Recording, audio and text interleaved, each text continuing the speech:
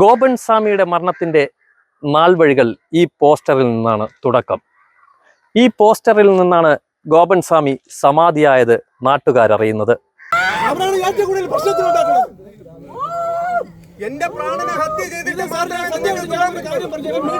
9-ാം തീയതി രാവിലെ ഗോപൻ സ്വാമി മരണപ്പെടുന്നു. 10-ാം തീയതി മക്കൾ പതിച്ച പോസ്റ്ററിലൂടെയാണ് നാട്ടുകാർ ഗോപൻ സ്വാമിയുടെ മരണവിവരം വെളിയിലറിയുന്നത്. ഗോപൻ സ്വാമിയുടെ മരണവിവരം അന്വേഷിച്ച് പലരും ഗോപൻ സ്വാമിയുടെ വീട്ടിലെത്തി. മക്കളും ഗോപൻ സ്വാമിയുടെ ഭാര്യയും പറഞ്ഞത് ഗോപൻ സ്വാമി സമാധിയായി എന്നായിരുന്നു. സമാധിയാകുന്ന വിവരം പുറം ലോകം അറിയാൻ പാടില്ല എന്നുള്ളത് കൊണ്ടാണ് നാട്ടുകാരെ അറിയിക്കാതിരുന്നതെന്നായിരുന്നു വീട്ടുകാരുടെ ഭാഷ്യം. മരണം പുറം ലോകം അറിയാതായതോടെ നാട്ടുകാരിൽ സംശയമുളവായി. നാട്ടുകാർ പോലീസിന് വിവരമറിയിച്ചു. നെയ്യാറ്റിൻകര പോലീസ് സംഭവ സ്ഥലത്തെത്തി പരിശോധനയും നടത്തി.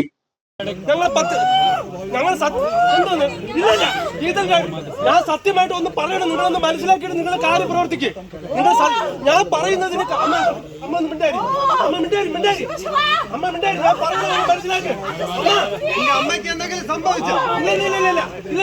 ഞാൻ പറയുന്നതിന് ഒരു കാര്യം ഞാൻ പറയട്ടെ.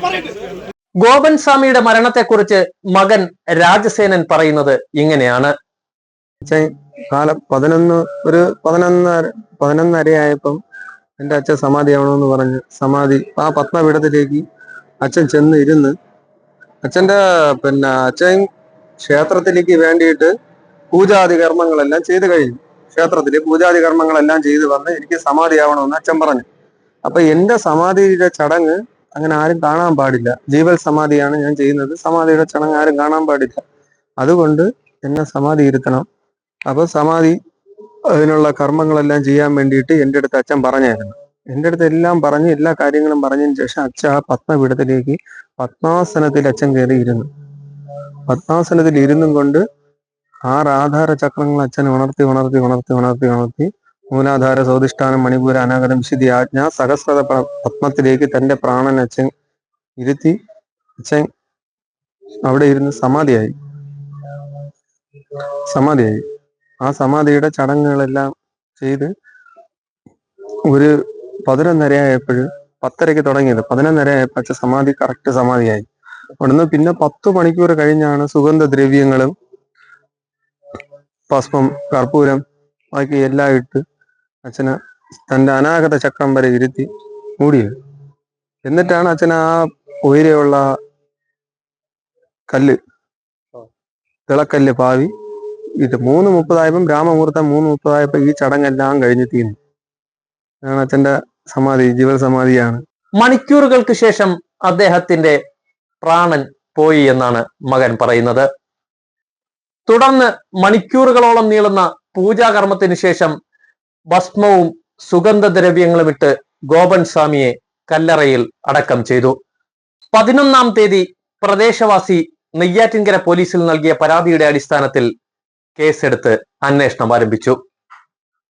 റവന്യൂ ഉദ്യോഗസ്ഥർ സംഭവസ്ഥലം പരിശോധിച്ച് കളക്ടർക്ക് റിപ്പോർട്ടും സമർപ്പിച്ചു.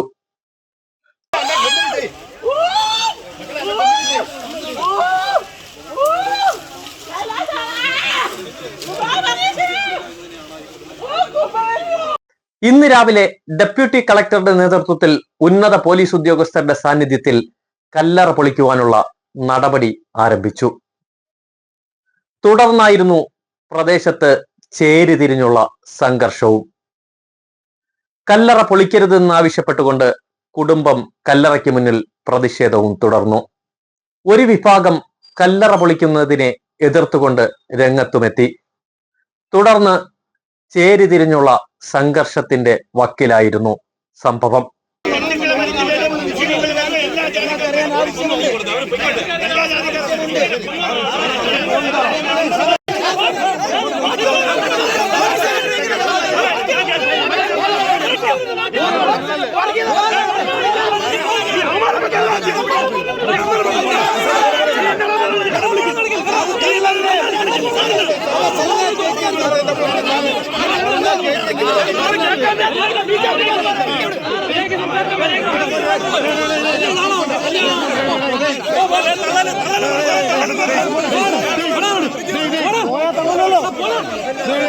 കംപ്ലൈന്റ് ചെയ്തിട്ട് ഈ അടിക്കാനും പൊളിക്കാനും വെട്ടിപ്പൊളിക്കാനും വരുന്നത് തന്തയുള്ള പരാതി ഉണ്ടോ എന്ന് ഞങ്ങൾക്ക് അറിയണം.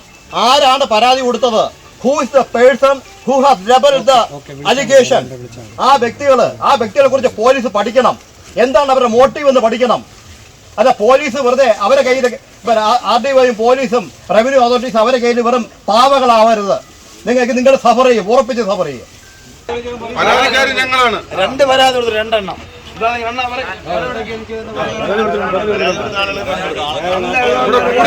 തന്തകളെ നിങ്ങൾ ചുമ്മാ അല്ല സാർ പരാതി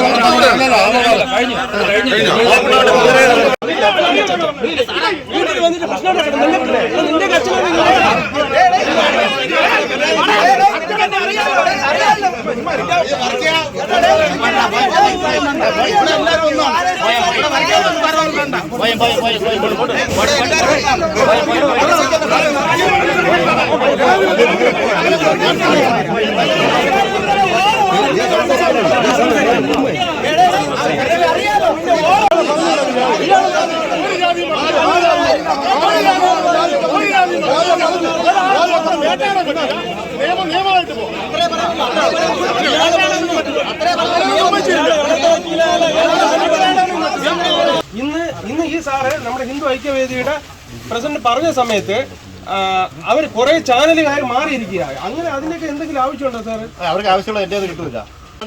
that is violation of the principles of natural justice. അങ്ങനെ ഏത് ഒഫീഷ്യൽ ചെയ്താലും മുകളിൽ തൂങ്ങും. ചെയ്യാൻ തൻ്റെ ഉള്ളവർ ചെയ്യട്ടെ, ചെയ്യാം. നമുക്ക് 2 വശം കേൾക്കാം.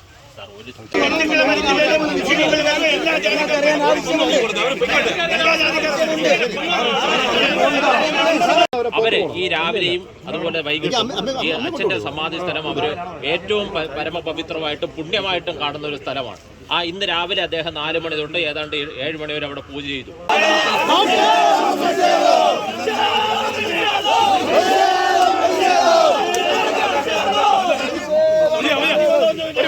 അല്ല, ഇതിന് സമാധാനം പറയണം.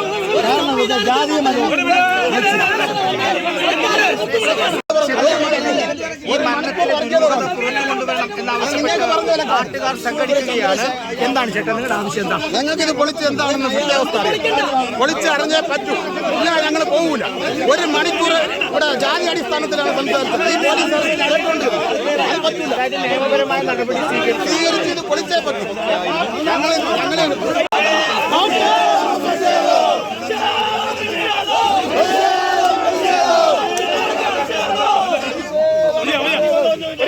അല്ല, ഇതിന് സമാധാനം പറയണം. കാരണം ഇത് ജാതിയും